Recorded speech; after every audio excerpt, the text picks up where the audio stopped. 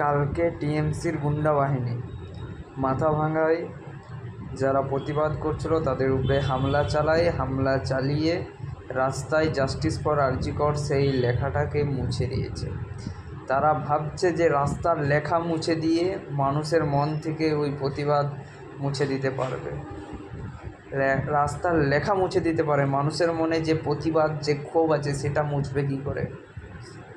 আর এই ক্ষোভ যখন রাস্তায় নেমে যাবে আর গান্ধীবাদী নীতি ছেড়ে যখন নেতাজির নীতি নেবে, তখন এই যারা লুম্পেন বাহিনী আছে তারা কোথায় যাবে একবার ভাববে। আর এর শেষ দেখে ছাড়বো, যতই মারুক যতই জেলে ঢুকাক, এর শেষ দেখে ছাড়বো। আপনারাও আসুন, আর এই রকম যারা করছে সবাই মিলে একসাথে